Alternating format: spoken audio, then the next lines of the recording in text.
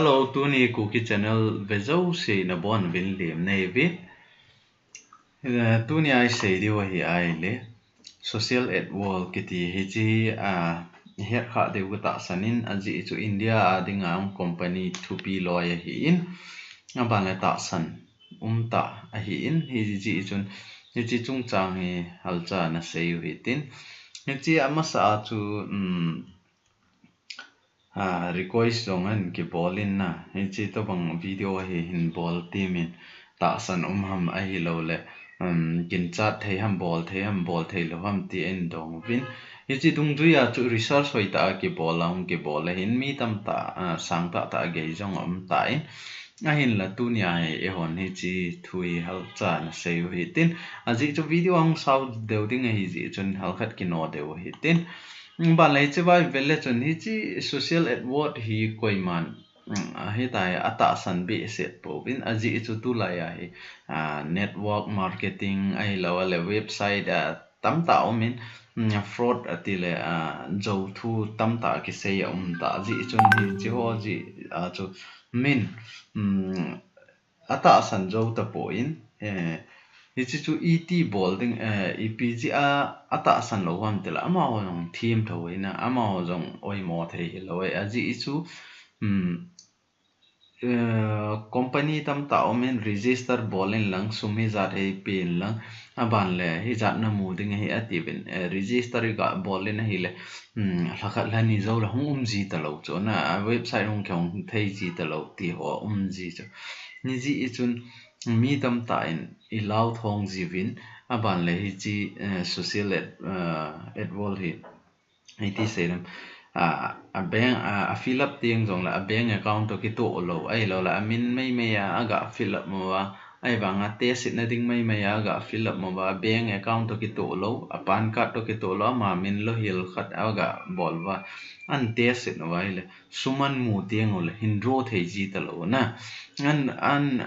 tampian mu tiang la in draw nom ten ai banga la draw thei ta lo aji so amin ho I za kai na ki to lo je a cho an draw thei ji pon hi ji chun nang jong chi na ta san lo wai le na ball lo jing ding ai na ta san na bowling ka ten sum ka mo de na te ai le hoi ta na bowling a khoti lo wai le na min ho di lo ta na ball ai le anong le nang ma na ki si ding ai na ai chelai a bele chun suman mu ji chu suman mu pha na chu an draw ke ko no ta cho namasa cho an te sit mai cho min mai na thunu wa amin mai na tai mo ba ai banga chu suman mu ta pha na chu si kila ro ding an got pha no la amin to I za kai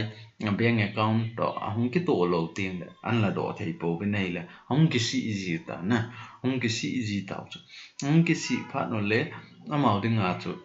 gen thei na hi ji ta chu ji a chu ni chi na ta san ai le na bol ding na ta san lo wai le na bol lo jing ding ai a khoti lo wai le nung le na ki si na hung hi ding ai na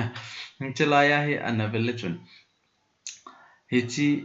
ANOI hi link a ki pe na hi chi video ANOI hi a link am betta hi chi pen chu na click zo teng le register bol na ding khat hong betta na ANOI hi video link a ki pe in hi chi wa ko na chu nangin a link chu na click ngai le hi chi wa hi chi to bang form hi hong ding hi na hi chi la ya hi ga sei lo han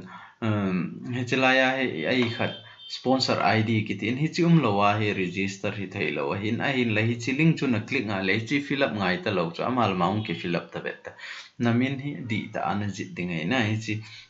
na pan card to ki to ham ai lo wa le na bank account to ki to ham khat na chu na min na jit ding hi aban le na bank account na ki link na mobile number na ai lo la Aadhaar card number to ki link na mobile number chu chi pen chu HY mobile number kitin ai na jit ding hi in aban la ANOI hi email kitin email hi na email ID khat na za ding hi email na ne lo wale atha khat ga ki hon lang na KUKI channel ang an ki seitan email di ki hon ham ti na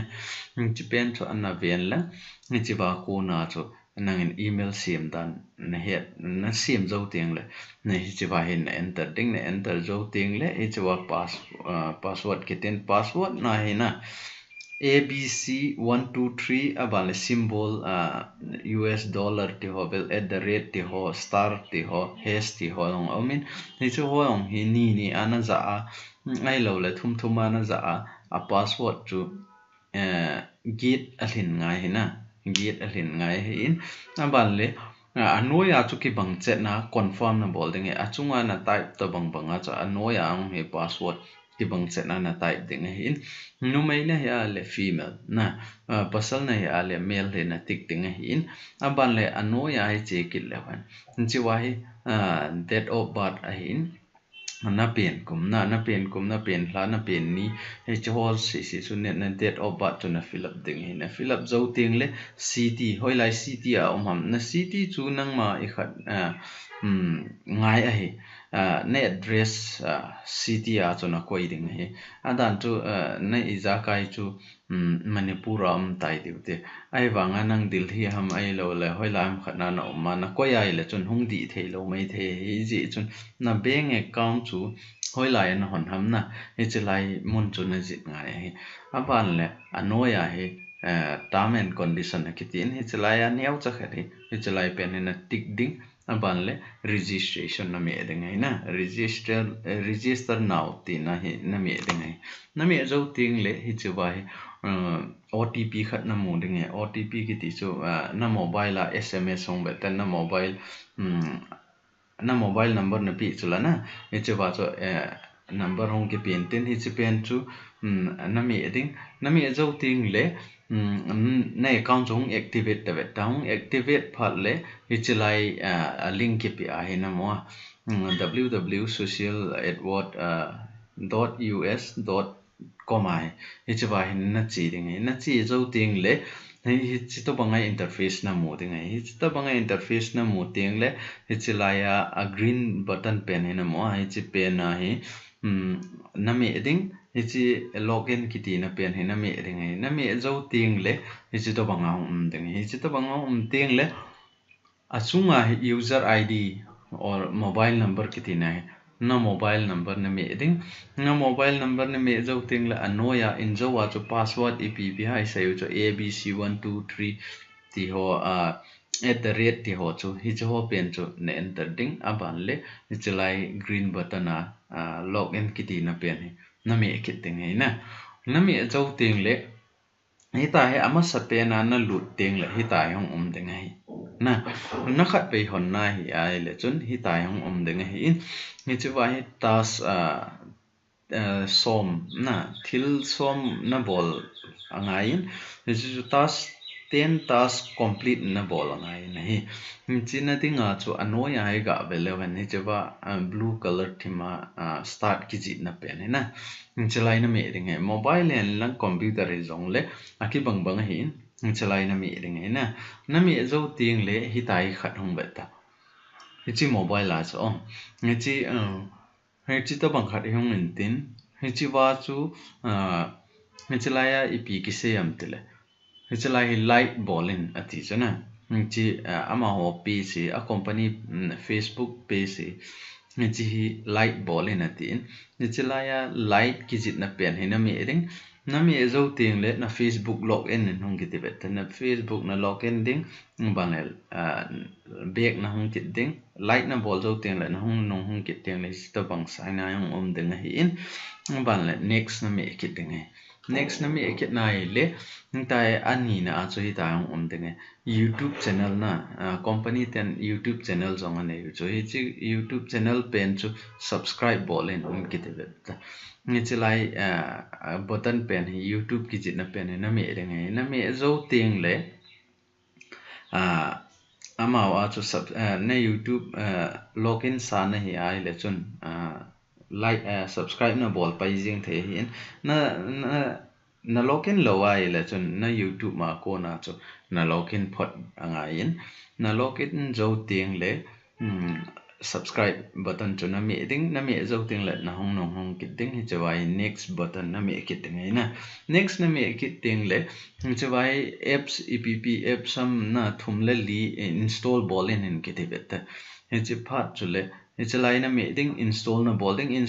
zo ting la open ang kizit vet open na ball lo di so open na ball lo ding install la ki chai ting la open na hong kizit ting la be nga na hong kit ting na be nga na hong kit ding a khen khat chun open na ball vai la hong boy ji tau zo ong boy phat no la alut na ding he ji lo koi son tam pi hong ji so na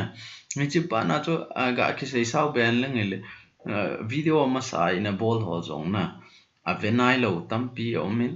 alim mai ai lo le hal khat a ki post na thu ho po simovin HICHE bol dam khuti bol dam ti thil tam pian do jiu cha easy inam til a video link ke ya hoita a vet lo ji wa cho complete na vet lo ji wa cho boy ji wa na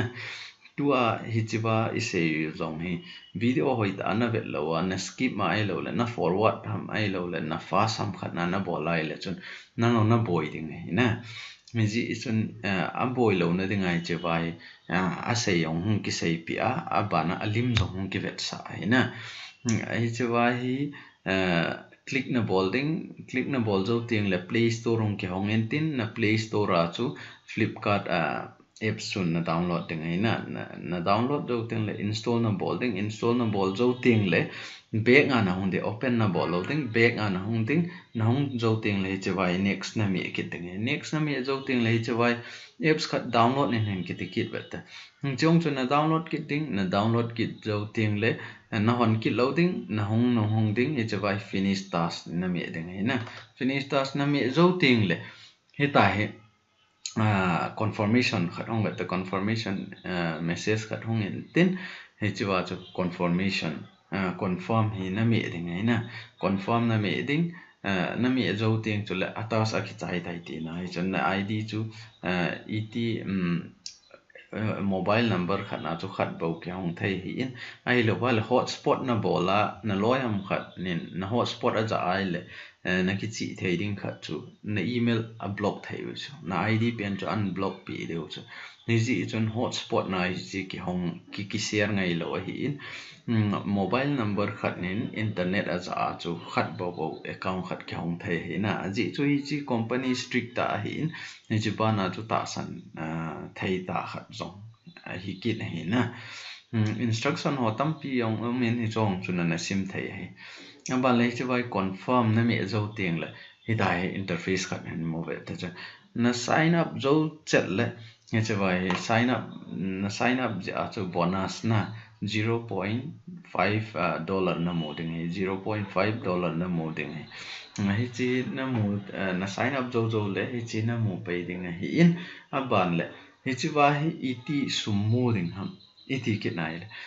isai de we na abana he another kit na hi tin mi ta he pop up khat na mobile la na hona iti se da chroma na hona le chun ni chi wa hi chi to bangai option khat umai na pop up na on ngai na on lo wa aji chu app so in thil i za kai ho hi a protect ngo hi ji chun ei man allowed e bol lo wai le chun hi thei lo wai ji chun pop up block no chu enable bol na dinga et bol ding ham et ai le allowed na ANOI allowed so ang hina mi thei ai lo wai le na nga setting na chi ding ai na setting na chi ding hi chilai bele chon na browser a aning langa bele chon chito bangai dot chilai na browser a aning langa bele chon dot thum ombeta dot thum chu na click zo ting le hi chito bangaung do and tin aung do ting la setting na chi ding ai na setting na chi zo ting le site setting ombeta site setting a chona chi zo ting le chito bangai pop up maintain ni chi pen chu na me zo ting le hi chi wai on na bol ding ai na on na bol zo ting le nanga advertisement chu hi chi social ad na chu hung ki so ta bet ban le na account na login ding na login zo ting le hi chi to bangai my ads kiti ombeta my ads kiti khat maintain hi chi chu na click zo ting le hi chi to bangai interface mon na tin lilia hung ki golin tin na ki ka ai advertisement and pay win tin na ban le lilia hung ki golin tin hi chi li ho chu na click ding hai chi view ki ti pen na click zo ting le page dang khat ong kyong ve taung kyon phat le computer ana honai le achunga ki pei khat ji vet na ki loading khat vet tai chi pen ho a ki pei lo to ka na vet ding na a pi so hoi ta ki load hling ke na nga ding ai hong ki load hling ke zo ting le na close ding khat na zo khat na click kit ding ai na khat na click kit ding ban la khat a ki chai kit ding le khat na click kit ding ai mobile na click ngai le chon a ki pei ho ki mobi se lo na hong ki load ji hin na người ta hay blue color hầm khát hung phê vết như chỉ khung ngã đinh bạn lên nó tol tàu đinh website rồi ta chỉ lót hình nam na vết đinh na vết dấu tiền lệ na close đinh khát na hung kít đinh khát na click kít đinh này hi ta cho nó bỏ lova na click mấy mấy na close bây khát na hung kít này lệ chun này cao nan block de way chỉ cho nó ngin thiếu chu AHIN đồ là nó bỏ lô chứ cho nan cắt bị de way na cắt lâu na ding wa cho thiếu chu AHI ball ding ai na hi chu hi cho si chu somni vet advertisement somni tin ni si la somni cho na vet ding ai na vet na hi ai le nangin này account chu khang ding ai na hong kal tàu ding ai hi chu ba hi 0.5 bo na mo hi in hin la hi cho ta so cho na complete ding le hi chu ba chong ki et ding ai nong ki et ro ding le na dei ai le hi cho ai mi ong na share the ai na share ting le mi dang jong an join ting le hi chu ba ong chu nangin sum hal khat rong commission na mo kit the na chi chu tu nia social at wala chung chang hal khat isei now hintin KUKI channel hina thil Ipiham khat het lo mai le nen do thei hi chi pen chu ka het chin hi in video nen sem pi thei ding ham ngai lo le hil chet na nen pi thei ding ham tia nan sei du nen sei pi thei hi in ai lo wai le video thil khat am ki se mai le a video ve chin lo pe ai lo la a video ven lâu bị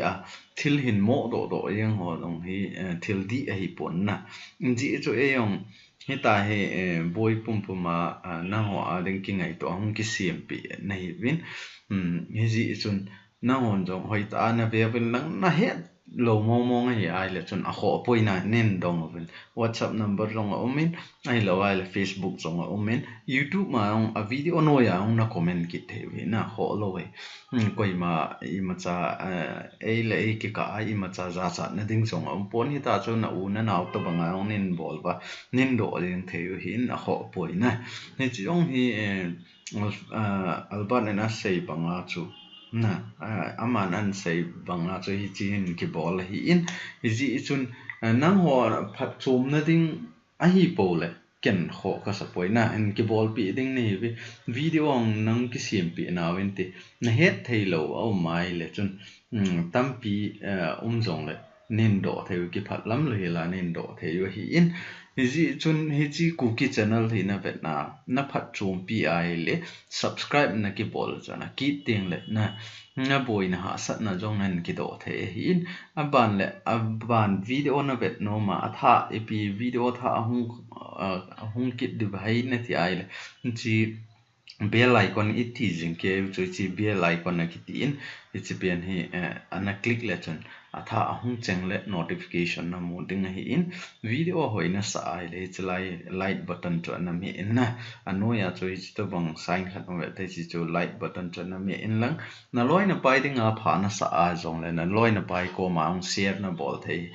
chi KUKI channel la omen ei pawa ke se hi in online langa sumu theina hi e tia